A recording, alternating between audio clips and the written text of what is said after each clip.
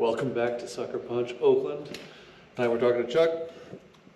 Chuck, how did you get into bouncing?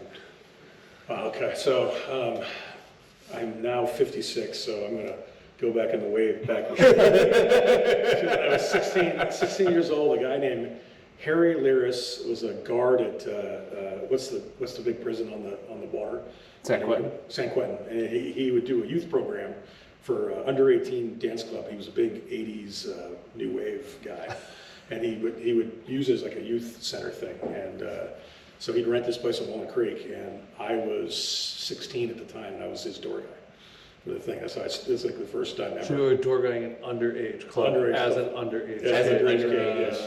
Yeah. Bouncer at an underage club. But I was 6'2" when I was 16, so it's like kind of like, it's just like, okay, well, he's a guy, and it was great because there was tons of chicks and but it was mostly just to keep alcohol, mostly just to make sure nobody was drinking. Yeah, but I'm sure they were trying to sneak drinks in. Oh yeah, it was like we just walk around and check on everybody and make sure everybody, people are dancing, having a good time, and just checking the bathrooms and checking things. It was really more. I've never done anything that required less effort in my life. But did people drink around the corner and then cause problems and get drunk, or were they cool? They were pretty cool most of the time. I mean, every once in a while, and then you get some undesirables, some jocks or something like that would come from like out of Walnut Creek, and they come out there and start some trouble in the parking lot. We had a couple fights in the parking lot, but nothing.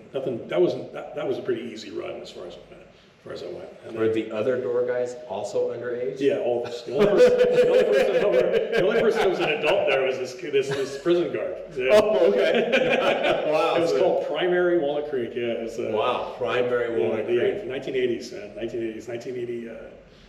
Oh shit! If you want to go back, that's 1981. And it was a disco dance club? No, it was like full, the most like modern, like Depeche Mode. Oh, okay, Stuff cool. like that, like really, the top of the line of like, not what's called. Mod or...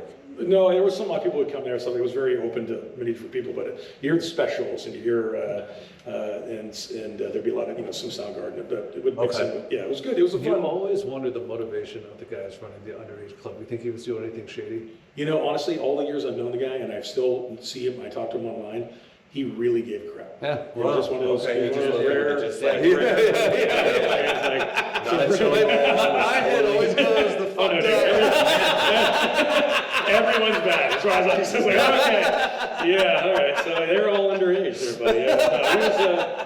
He was an interesting cat, man. And then you go back to work at Quentin, which is always weird, And I think he thought that if he could influence people at our age, that we would not end up in Quentin. I think maybe that was his motivation.